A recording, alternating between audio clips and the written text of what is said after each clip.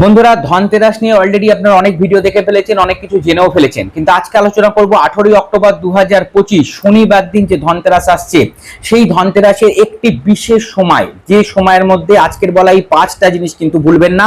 এবং দেখছেন সহজ ভাষা ধর্মকথা, অত্যন্ত সহজলভ্য জিনিসের কথাই কিন্তু তুলে ধরার চেষ্টা করছি। বন্ধুরা, প্রথম সময়টা জেনে নিন। 18 অক্টোবর 2025 সন্ধ্যে 5টা 7 মিনিট থেকে রাত্রি 8টা 50 মিনিটের মধ্যে আপনারা কেনাকাটা করবেন, এটা অতি উত্তম একটি সময়। এছাড়া ধনতেরাসের সারা সময় যে ধনত্রয়োদশী তিথি চলবে সে সময় তো আপনারা অবশ্যই কেনাকাটা করতেই পারেন।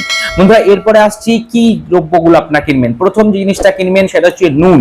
এদিন অবশ্যই নুন, সল্ট কিনে নিয়ে আসবেন, এবং সেই নুন আপনারা অবশ্যই এদিন রান্না করে কোনো না কোনো দ্রব্যে ব্যবহার করবেন, অর্থাৎ রান্নার কাজে নুন কিন্তু ব্যবহার করবেন এই দিনই। বন্ধুরা, দ্বিতীয় জিনিসটা কিনবেন সেটা হচ্ছে হলুদ।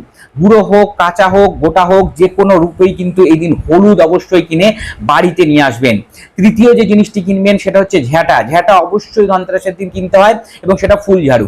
ফুলঝাড়ু ঝাঁটা এদিন অবশ্যই কিনে নিয়ে আসবেন, তবে এদিন সেটা ব্যবহার করবেন না, এদিন সেটাকে লুকিয়ে রেখে দিতে হয়। পরের দিন অর্থাৎ ধনতেরাসের পরের দিন প্রথমে ঠাকুর ঘর ঝাড় দেবেন, তারপরে অন্যান্য কাজে সেই ঝাঁটা ব্যবহার করবেন।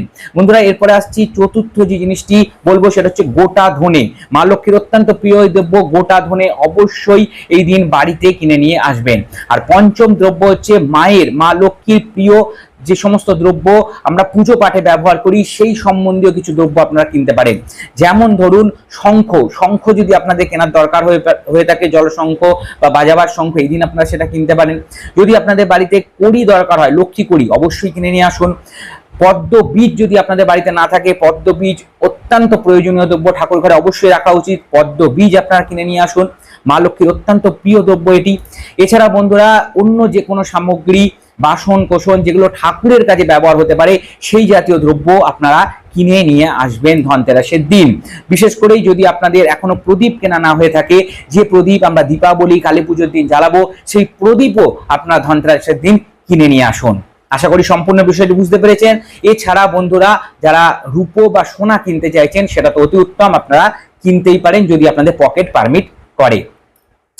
যদি পর্বটা ভালো লেগে থাকে একটা লাইক দিন, এবং চ্যানেলটিকে অবশ্যই সাবস্ক্রাইব করুন। এবং ধনতেরাস সম্বন্ধীয় আরো বিভিন্ন ধরনের বিস্তারিত ভিডিও এই চ্যানেলে আপলোড করা আছে, সেগুলো দেখতে পারেন। সকলে ভালো থাকবেন, এবং আগামী দীপাবলি ধনতেরাসের সবাইকে জানাই শুভেচ্ছা অভিনন্দন। নমস্কার।